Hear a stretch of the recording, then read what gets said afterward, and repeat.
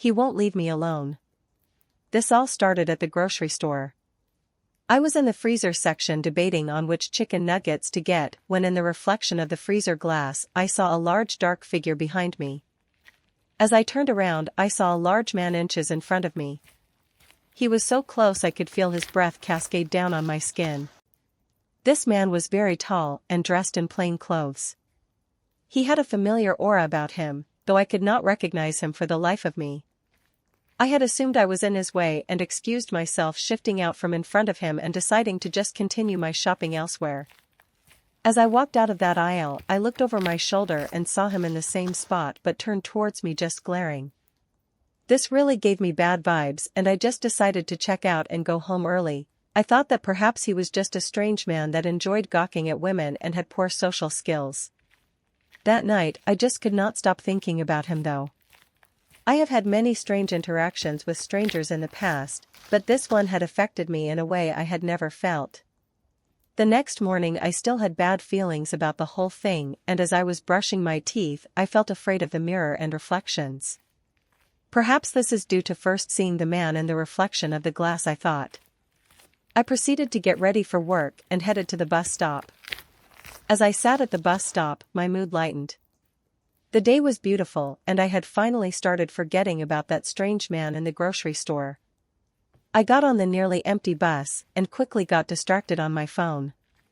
The next time I looked up, my eyes meandered to the rear-view mirror where I could see an unbelievable horror sitting directly behind me.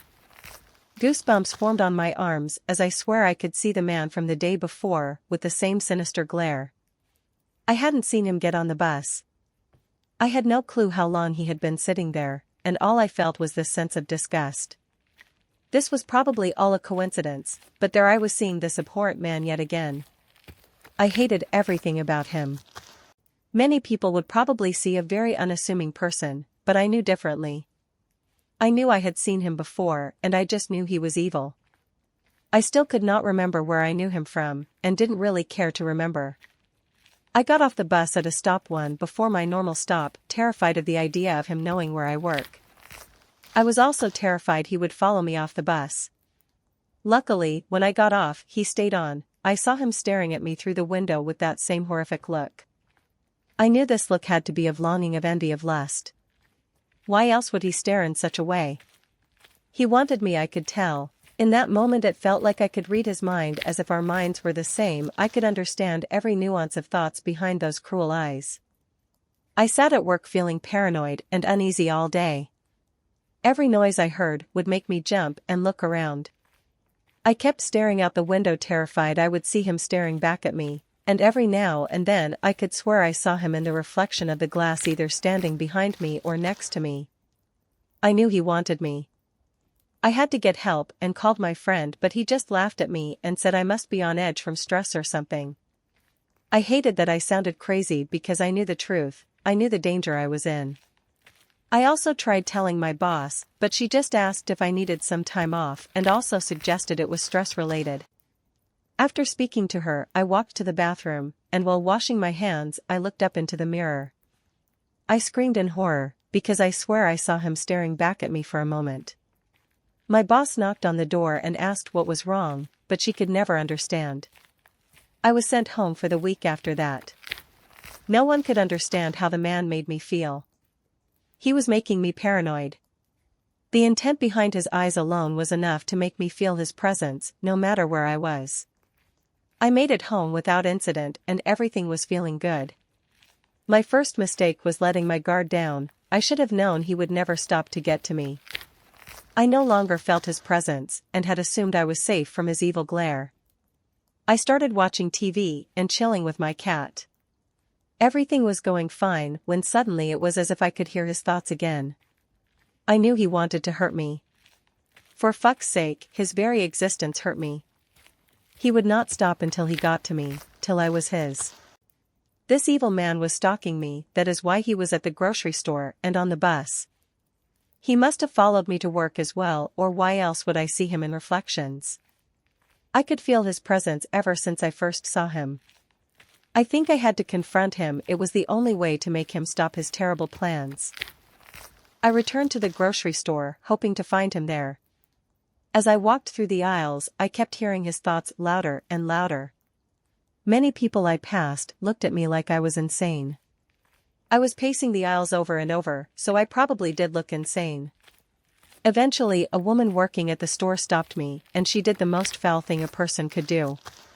She referred to me as sir, and she went on to explain how I was terrifying other customers. She cited my large stature and rude look in my eyes as reasons why. This cruel woman could see the man in me. Had he taken me already? Was I too late to confront him? I looked over at the reflection on the glass of the freezer aisle. Instead of seeing him next to me like before, he was on top of me, or he was me.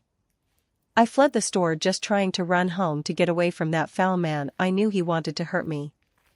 Why would that lady mistake me for him? Why would I mistake myself for him? What is happening to me? His perverse thoughts wouldn't leave my head. I made it home in record time, rushing inside and to the bathroom mirror.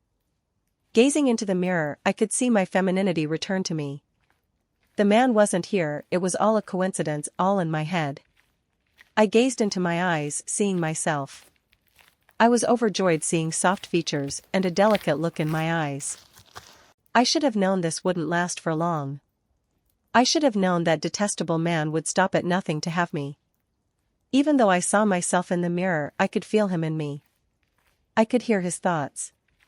He wanted me. He wanted to be me. I had to confront him right then. I started scraping into my own skin on my face, thinking I could either pull him out or anger him by ruining my beauty.